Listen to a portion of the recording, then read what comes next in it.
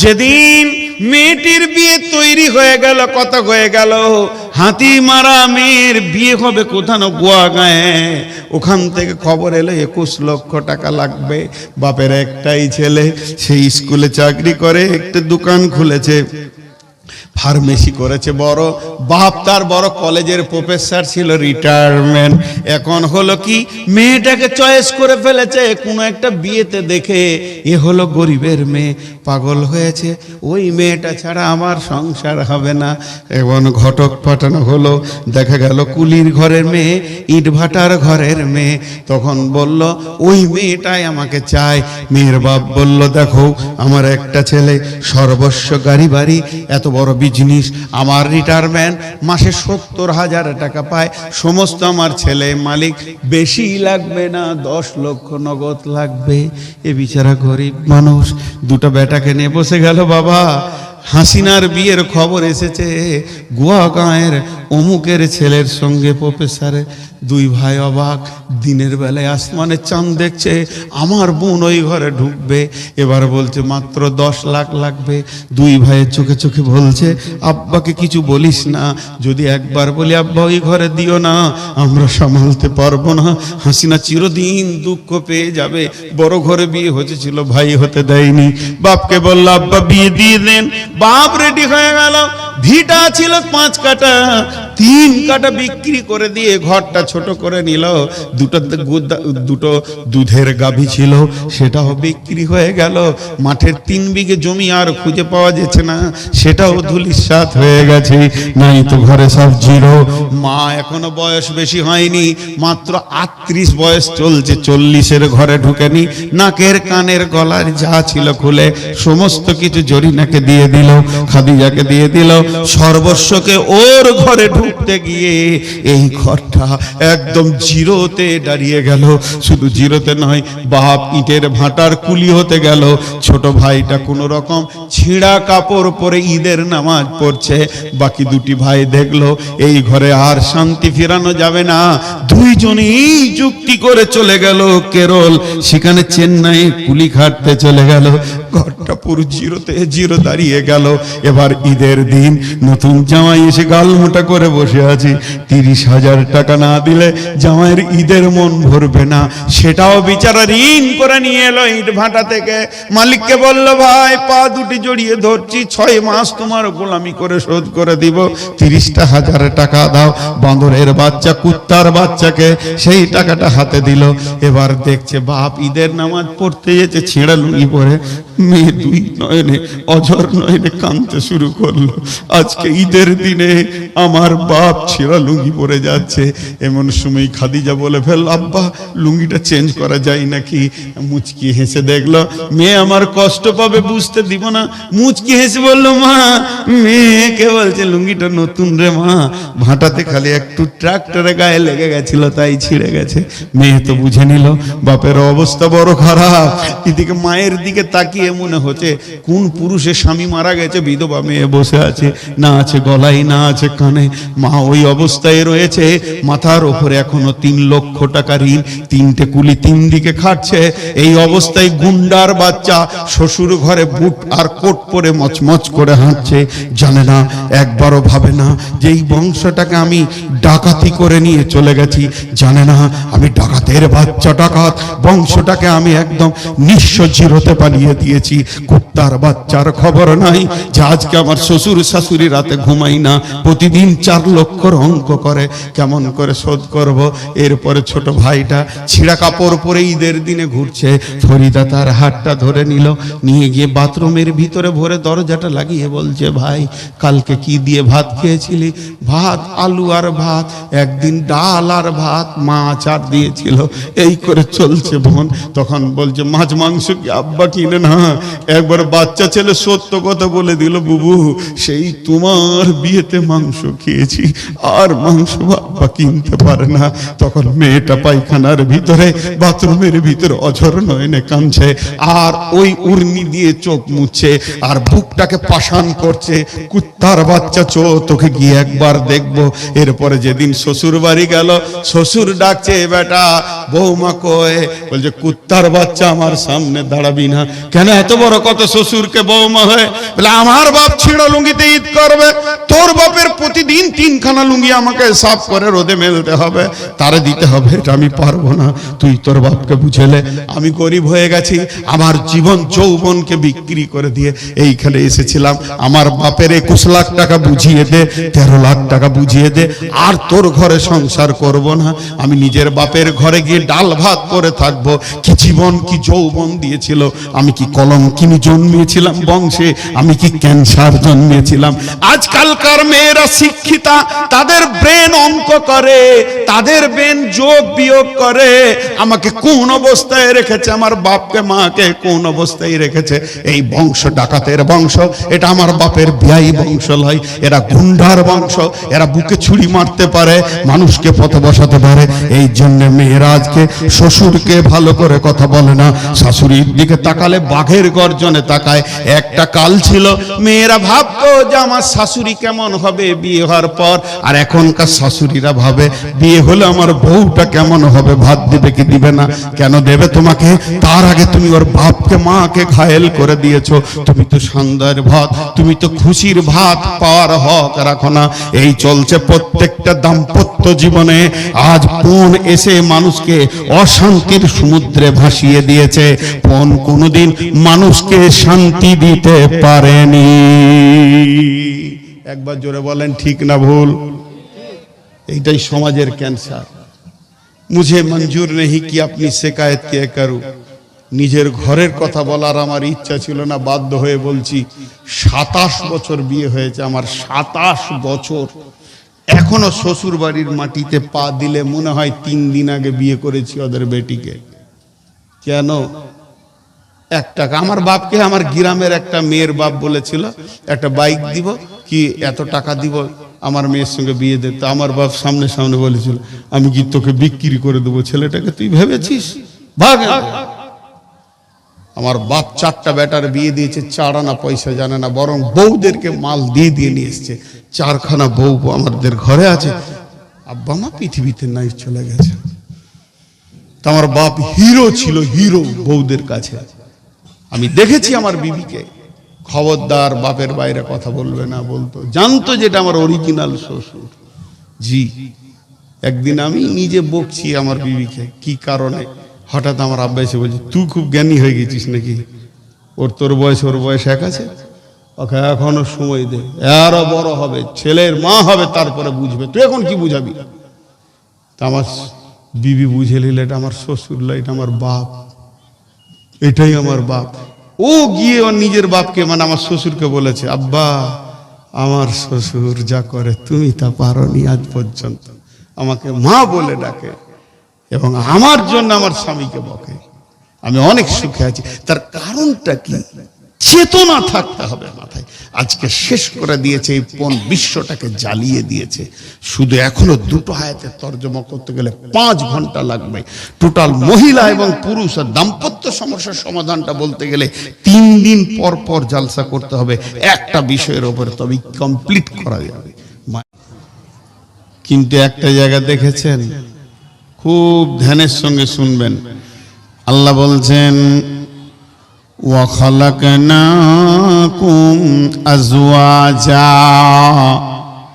আমি তোদেরকে জোড়া জোড়া জোড়া জোড়া বানিয়েছি।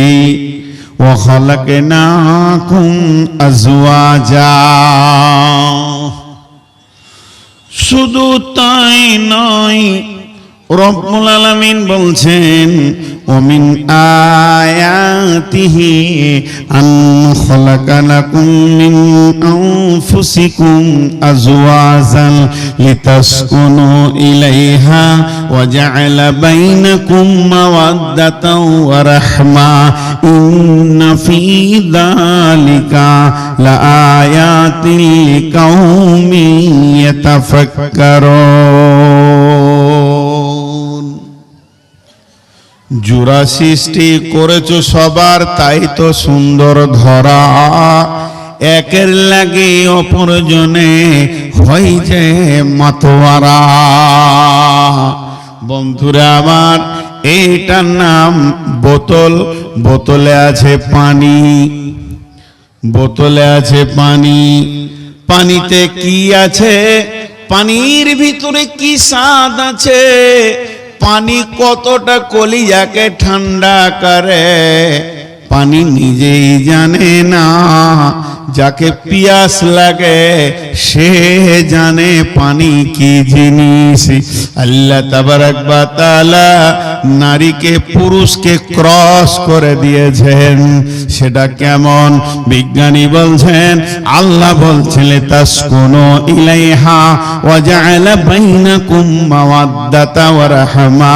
আমি তোমাদের দুইজনের মাখামাখির ভিতরে আনন্দ এবং রহমতের ভান্ডার রেখেছি, এবং তোমার ভিতরে যে উগ্রতা আছে সেটা ঠান্ডা করে শিথিল করে দেবে তোমার বিবি।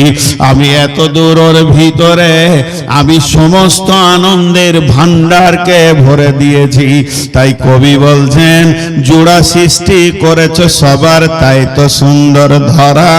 একের লাগি অপরজনে হয় যে মাতোয়ারা। একটা জোয়ান মেয়ে, ব্যাচেলিয়ার মেয়ে, মেয়েটি জানে না ওর ভিতরে কি আনন্দ আছে, কি স্বাদ আছে, কি সুখের ভান্ডার আছে। মেয়েটা নিজে জানে না, ওটা জানে ওটা জানে পুরুষ। পুরুষকে জিজ্ঞেস করো মেয়ে কি জিনিস, বর্ণনা দিয়ে দেবে ওর ভিতরে কত আনন্দ ভরা আছে।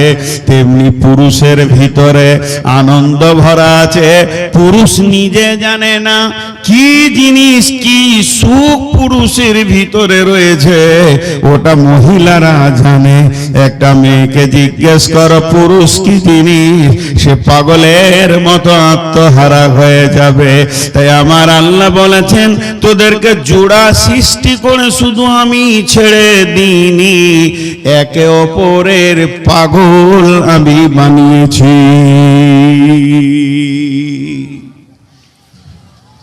হায়, জোড়া সৃষ্টি করে ছেড়ে দিনি। আচ্ছা, ওদের দুজনের বসার জায়গা হচ্ছে না? একটু জায়গা দেন তো, একটু জায়গা দেন।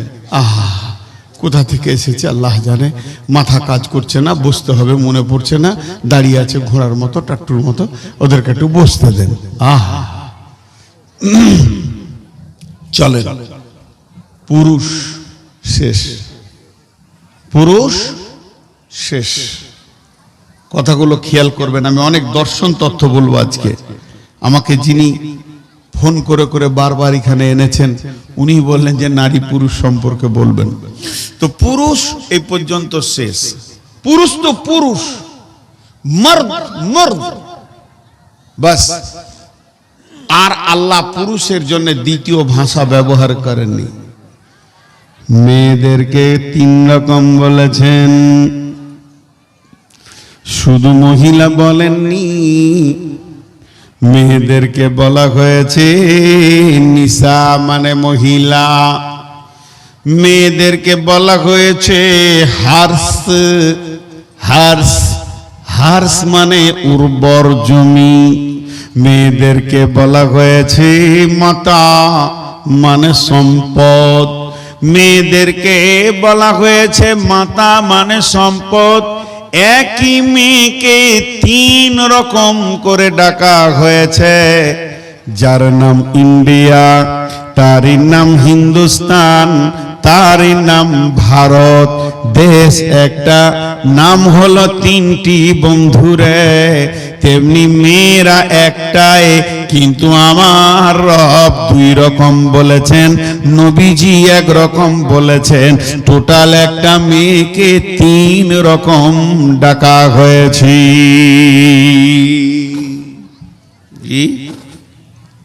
3 রকম ডাকা হয়েছে। একই জিনিস 3 রকম নাম। যেখানে থাকবে নাম চেঞ্জ হবে। জি, এখানে থাকলে চুল, এখানে থাকলে মজ, এই জায়গায় চলে এলে দাড়ি, গায়ে থাকলে লোম, এখানে নাম ভুরু, এ জায়গায় নাম পাতা। অতএব জিনিস একই, কিন্তু মহল্লায় সময়ের জায়গাতে নামের পরিবর্তন। আল্লাহ তাবারাক ওয়া তাআলা মেয়েদেরকে দুইটি কথা বলেছেন, একটা হলো নিসা ইমরাত, এর মানে হলো মহিলা। আল্লাহ কোরআনে বলেছেন সূরা নিসাতে, নিসাউকুম হারসুল লাকুম ফাতু হারসাকুম। এই জায়গায় জমিন বলেছেন উর্বর জমি, আপনার যে জমিটা সব থেকে দামি ফসল দেয় সেই উর্বর জমি বলেছেন। 3 নম্বরে আল্লাহর নবী বলছেন পৃথিবীর সেরা সম্পদ হলো মহিলা। তাহলে মেয়েদের 3 রকম নাম, পুরুষের শুধু এক রকম নাম, পুরুষ মার্দ শেষ। এদেরকে 3 রকম বলা হলো কেন? আলাদা আলাদা ব্যাখ্যা। এদের কাছে 3 ধরনের কাজ পাওয়া যায়। একবার বলেন মেয়ে তো মেয়ে। তসলিমার নাম শুনেছেন? মারা গেল বাংলাদেশের লেখিকা, জি খুব নোংরা নোংরা লিখে। ওর নামটা কি? কথা বলেন এতগুলি লোক, কি নাম? তসলিমা নাসরিন। এত নোংরা মেয়ে পৃথিবী তার দ্বিতীয় কেউ জন্ম নিয়েছিল কি আমার জানা নাই। ও এক জায়গায় লিখেছে পুরুষ মানুষ মানুষ, মেয়ে মানুষ মানুষ, মেয়ে মানুষ বনাম পুরুষ মানুষ বনাম মানুষ। তার মানে হচ্ছে মেয়েরাও মানুষ, পুরুষেরাও মানুষ। অতএব মেয়েদের ডিউটি আলাদা হবে, পুরুষের আলাদা হবে, কোনোদিন হবে না। সংসারকে কম্পেয়ার করে চলতে হবে, একে অপরে আপোষ করে নিতে হবে।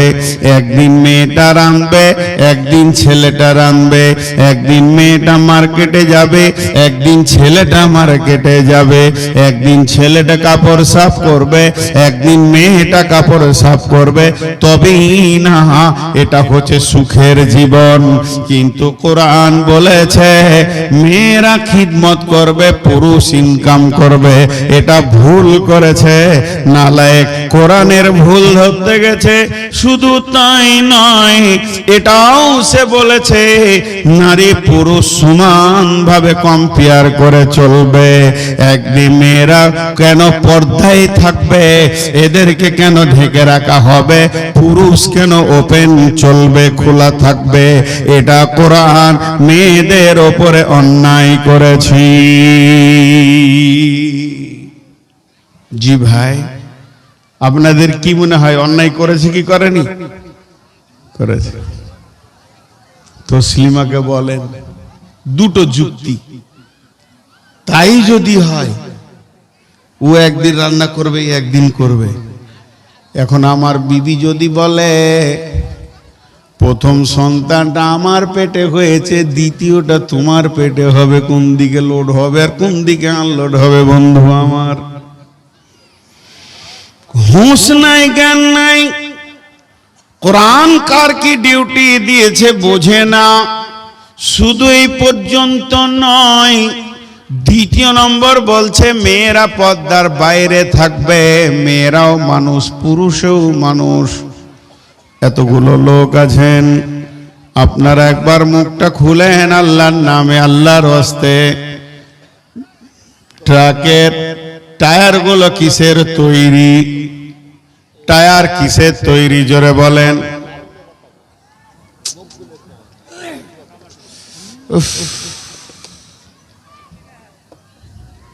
এইদিকে কেউ খাতা নিয়ে বসেন, খাতা নিয়ে বসেন। না, টাকা দিবে, টাকা বন্ধ হবে না, টাকা আসতে থাকবে। মাদ্রাসার ইনকামের জন্যই জালসা। হ্যাঁ, এইদিকে লিখে লিখে আপনারা একবার মুখ খুলবেন, যেটা আমি জিজ্ঞেস করছি। টায়ার কিসের তৈরি? রবার না লোহা? টিউ কিসের তৈরি? জোরে বলেন। টায়ার ও রবার, টিউ রবার বিজ্ঞান তৈরি করেছে। টিউ সারা জীবন পর্দায় থাকবে, টায়ার ওপেন থাকবে। তসলিমার মতো যদি ব্রেন হয় তাহলে বলবে টিউ রে বহুদিন ভিতরে থাকলে একবার বাইরে আয়। কি অবস্থা হবে? বাস্ট হবে, লিক হবে, ছিঁড়ে যাবে, ফুটে যাবে, যা হবার হয়ে যাবে। মেয়েরা হলো টিউবের মতো নরম, সারা জীবন পর্দায় থাকবে। পুরুষ হলো টায়ারের মতো শক্ত, ই বাম্পারে পাথরে খালে মোকাবেলা করবে, সংসার চালাবে। ওই বেঈমান বলছে মেয়েদেরকে রাস্তায় বের করে দাও। যদি মেয়েদেরকে রাস্তায় বের করে দেয়া হয়, লিক হবে, ফুটে যাবে, ছিঁড়ে যাবে, আর ইজ্জত সমাজে থাকবে না। অতএব কোরআন যা বলেছেন তা সত্য এবং সেটাই ঠিক। তাই আমার রব বলছেন আমি মেয়েদেরকে মেয়ে বানিয়েছি, পুরুষদেরকে পুরুষ বানিয়েছি। ডিউটিটা একটার পর বলবো। অতএব মেয়েদের সবগুলোই মেয়ে, মেয়েদের হাড়গুলো মেয়ে। মেয়েদের হাড় পুরুষের হাড়ের সঙ্গে মিলবে না। মেয়েদের হাতের পাঁজটাও মেয়ে, পায়ের পাঁজটাও মহিলা, তাদের বডিটাও মহিলা, তাদের মন মানসিকতাও মহিলা, তাদের মিজাজও মহিলা, মাংসর পেশিগুলো মহিলা। পুরুষের সঙ্গে মিলবে না। তুলনামূলক পুরুষের ওজন বেশি, মেয়েদের ওজন হলো হালকা।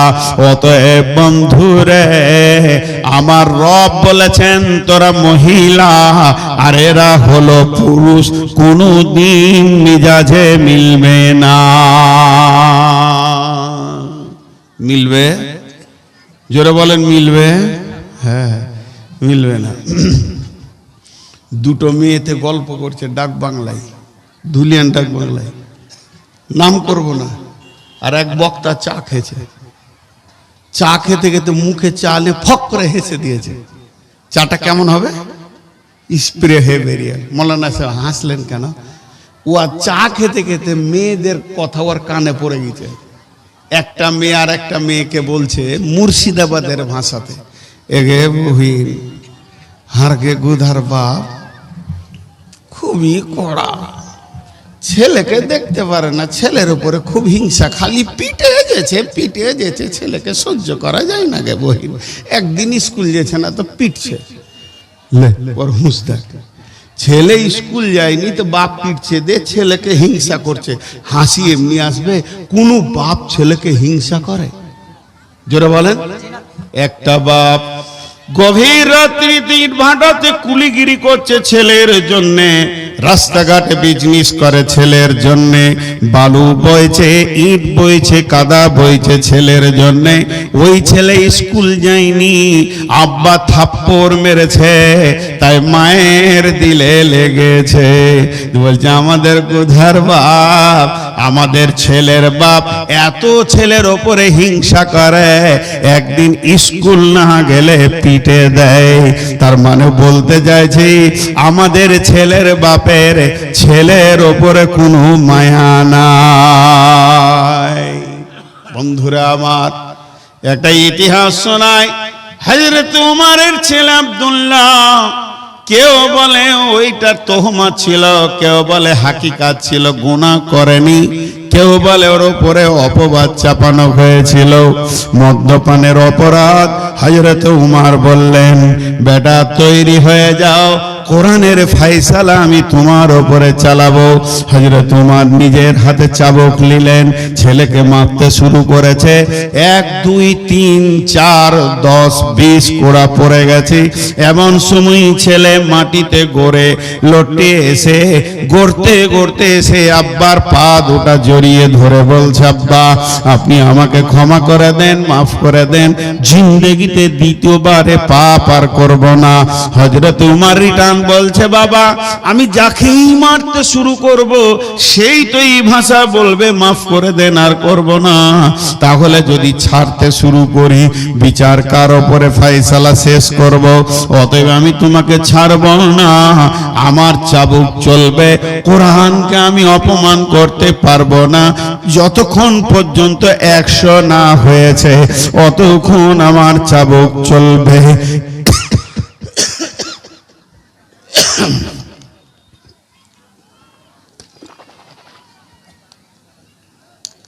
একজনে দাঁড়িয়ে থাকবেন না বলে দিচ্ছি, মাথা গরম হবে আমার। এই ডিস্টার্বটা অন্তত করবেন না। যতক্ষণ 100 পুরা না হয়েছে আমার চাবুক বন্ধ হবে না। চলছে চলছে চলছে, এক পর্যায়ে ছেলে শিথিল হয়ে গেছে, আর নড়ার ক্ষমতা নাই। স্ত্রী চোখের সামনে দেখছে ছেলে যেন মৃত্যুর দরজার দিকে হাঁটছে। হাত দুটো প্রসারিত করে বলছেন আমিরুল মুমিনিন, খলিফাতুল মুসলিমিন, এখনো কি আপনার চাবুক থামবে না? ছেলের ওপরে কি চলতে থাকবে? তো আপনার কি মায়া নয়? হযরত উমর বলছেন তুমি মহিলা, মহিলা তুমি অর্ধেক বুদ্ধির মানুষ, তোমার দূরদর্শিতার কমি আছে, তুমি তাই হাত দুটিকে নিয়ে ছেলেকে বাঁচানোর জন্য চলে এসেছো। শুনে নাও, এই ছেলেটা যেমন তোমাকে মা বলেছে, আমাকে আব্বা বলেছে, ছেলেটা তোমার একা নয়, তুমি আমি মিলে সন্তান। অতএব তুমি যত গালে চুমা দিয়েছো অতটাই চুমা আমি আমার সন্তানকে দিয়েছি। তুমি চাইছো তোমার দূরদর্শিতা কম, তাই তুমি চাইছো আমার হাত থেকে ছেলেটা বেঁচে যাক, তুমি চাইছো চাবুক থেকে ছেলেটা বেঁচে যাক।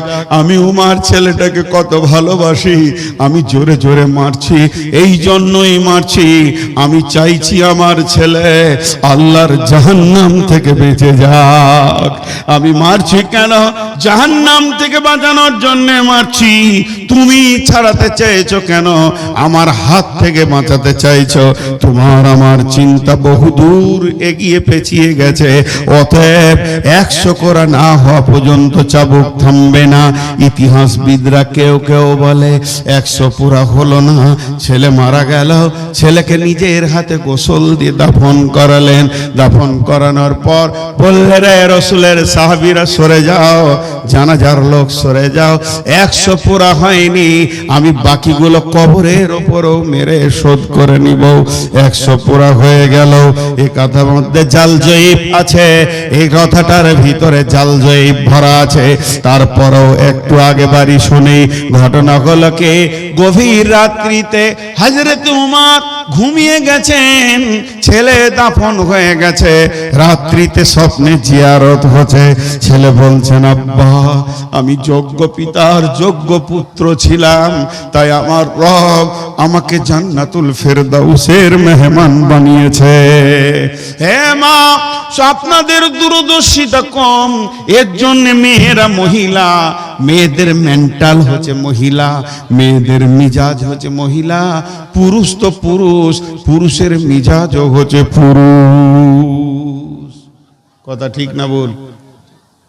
এতগুলো লোক চুপ করে বসে আছেন, আগো দাঁড়ান, এতগুলো লোক চুপ থাকছেন কি করে? জি, একটা ছোট মজার সত্য ঘটনা শুনিয়ে দিই। আমার বর্ধমানের এক মৌলবি, নাম জিজ্ঞেস করবে না, নিজে গল্প শোনাইছে। আমি ছোটতে আম চুরি করতে গেছি, ছোট বয়সে ছেলেরা গাছে আম চুরি করে না, ছোট ছোট আম, তো আম চুরি করতে গিয়ে গাছ থেকে পড়ে গেছি, দুপ করে পড়েছি, কিছু হয়নি, ছোট গাছ। তেমনি করে কাঁদতে কাঁদতে বাড়ি এলাম, তো মা বলছে বেটা তুই নিশ্চয়ই কোথাও গাছে চড়েছিলি, এখানে বুকটা একটু ছিঁড়ে গেছে, তেল লাগাইছে মা, আর বলছে বেটা কেন আমাকে বললি না, তোকে আম কিনে দিতাম, খামকার লোকের কাছে কেন চা? বলছে আমার নানি এসছে আমাদের বাড়ি বেড়াতে, ও তো ভাই রে বলে গলা ধরে কাঁদতেই লাগলো। 2 মহিলাতে কাঁদছে, আর আমি তত বুক ফুলে ফুলে বলছি যে তোরা আরো কান, পাওয়ার বাড়াইছি কাঁদার, ফুসফুস করছি যে খুব লেগেছে। নসিব খারাপ, এই 2 মহিলাকে আমি কাঁদাইছি, তা আমার নসিব খারাপ, আব্বা কোথা ছিল এসি বলছে খাবিস, জুতা খুলে পিটতে শুরু করেছে, উঠি মেরে দিলাম তোর, যে এর দিলে মায়া নাই। জি শুনেলেন ফয়সালা, হে আমার মা, ওরে আমার বোন, ওরে আমার বেটি, শুনেলেন ছেলের গালে চুমা দিয়ে মা যে নেকিটা পাবে, ছেলের গালে চুমা দিয়ে মা যে নেকিটা পাবে, ছেলেকে গায়ে তেল মাখিয়ে আদর করে মা যে নেকিটা পাবে, আব্বা ছেলের গালে থাপ্পড় মারলে একই নেকি পাবে। মাকে দিয়েছে মমতাময়ী ডিউটি আল্লাহ, প্রশাসন ক্ষমতা দিয়েছে আব্বাকে। আল্লাহ বলেছেন, নবীজি বলছেন, ওয়া ও আলা তারফা'আন্না আসাকাল আদাবা, হে পুরুষের দল, স্ত্রীকে, সন্তান সন্ততিকে শাসন করার লাঠিটা হাতছাড়া করে দিও না, সব সময় তাদেরকে আশাসনের আওতাভুক্ত রাখবি। তাহলে মহিলারা মহিলা বুঝে এলো? যারা বলেন বুঝে এলো? মাঝে 30 সেকেন্ড নয় 5 সেকেন্ড একটা কথা বলবো এই জালসা কমিটিকে, মাদ্রাসা কমিটিকে।